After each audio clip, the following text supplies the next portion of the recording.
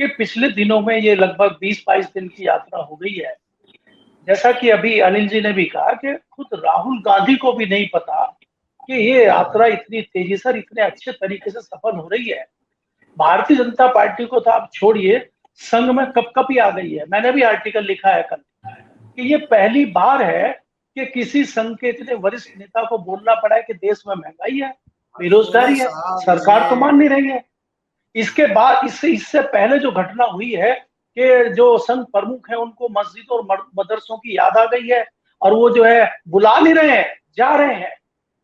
तो मैं ये कहना चाहता हूं कि ये कहीं ना कहीं राहुल गांधी की जो यात्रा है उसकी एक गड़गड़ाहट है, जिससे कंपन शुरू हो गया है भारतीय जनता पार्टी के लोगों में। एक बात तो ये हो गई। दूसरी बात ये है कि जिस प्रकार से यात्रा चल रही है और दूसरा जो मेन स्ट्रीम का जो मीडिया हमारा है, वो दूरी से बनाए हुए कहीं नहीं दिख रहा, लेकिन जिस माध्यम से हम और आप बात कर रहे हैं दूसरे तमाम माध्यम हैं जिससे मलिक कि जी, मैं राहुल यहाँ गांधी। एक चीज, एक छोटी सी बात आपके पास आता हूं, क्योंकि आपने मेन स्ट्रीम की बात की।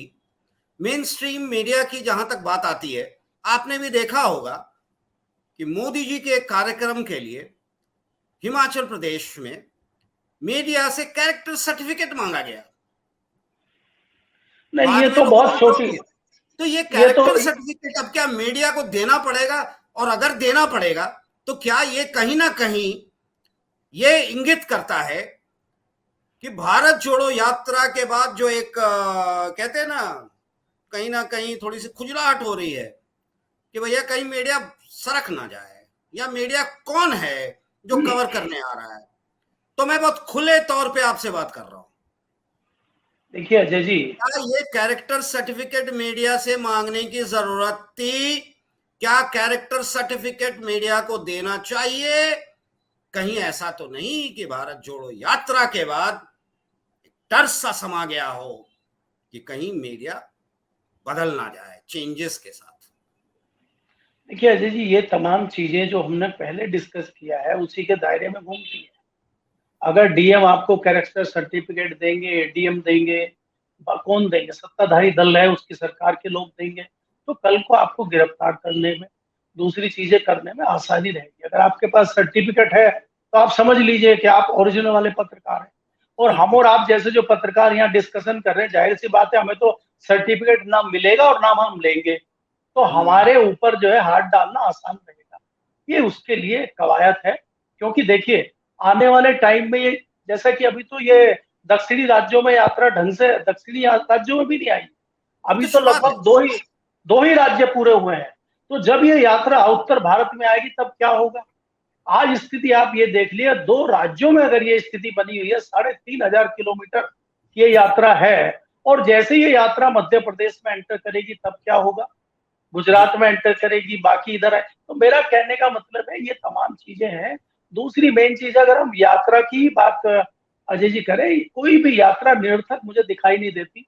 बहुत पुरानी यात्रा का मैं जिक्र करूं तो अगर जेपी की यात्रा की हम बात करें तो हम तो छोटे थे, मैं ढंग से बहुत ज्यादा बारीकियां बता नहीं सकता। लेकिन जो दो यात्रा मैंने बहुत बारीकी से देखी है, अडवाणी जी की यात्रा है। आप बताइए लोकसभा में कितनी सीटें भारतीय जनता पार्टी की थी, और अडवाणी की यात्रा खत्म हुई, भारतीय जनता पार्टी की कितने सीटें होंगी? उसके बाद मैं जो जिक्र करता हूं एक पैदल यात्रा का, जो आंध्र प्रदेश में जगन रेड्डी ने करी, और उसका जी, उसका उसका रिजल्ट ये आया कि उसने इंडिविजुअल तरीके से, बहुत अच्छे तरीके से सरकार आंध्र प्रदेश में बनाई। तो मेरा मानना यह है कि कोई भी आपकी यात्रा निरर्थक नहीं जाती। चंद्रशेखर जी की यात्रा को हम आज तक याद करते हैं। तो सही बात। यात्रा में जाके लोगों को भी पता चलता है। अब ऐसे ऐसे लोगों से राहुल गांधी मिलेंगे जिन लोगों ने कभी सोचा नहीं होगा कि उनसे राहुल गांधी मिलेंगे, और राहुल गांधी ने भी सोचा नहीं होगा कभी कि मैं ऐसे ऐसे लोगों से मिलूंगा।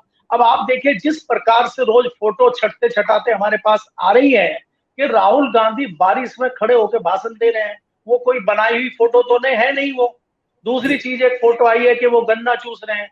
गन्ना कोई बहुत दूर नहीं है उनसे, वेस्टर्न यूपी यहाँ से जो है 30 किलोमीटर दिल्ली से बाहर निकले, गन्ना ही गन्ना है, लेकिन वो इतने दूर जाके गन्ना चूस रहे हैं। तो ये जो छवि आपकी बनती है, देखिए मैं थोड़ा अलग हटके एक बात आपको कहना चाहता हूँ।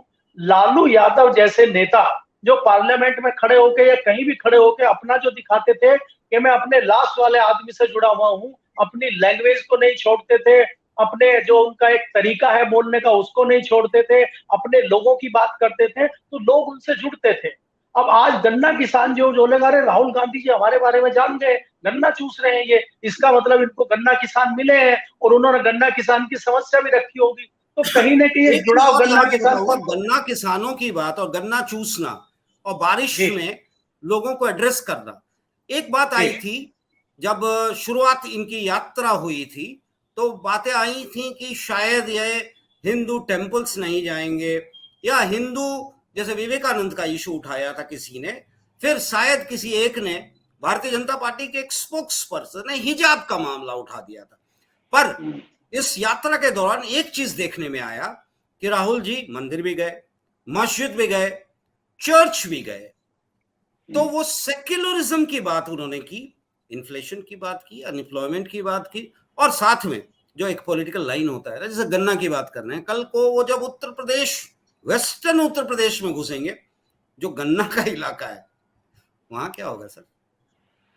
मैं अजय जी वही आपको बात कर रहा हूँ कि गन्ना किसान जैसे है। मैं आपको एक छोटी सी घटना बता देता हूँ। और आप हमसे जुड़े रहने के लिए सब्सक्राइब करें YouTube पर, फॉलो करें Twitter पर और लाइक करें Facebook पर। और ज्यादा जानकारी के लिए आपको टाइप करना होगा सिर्फ न्यूज़ नशा।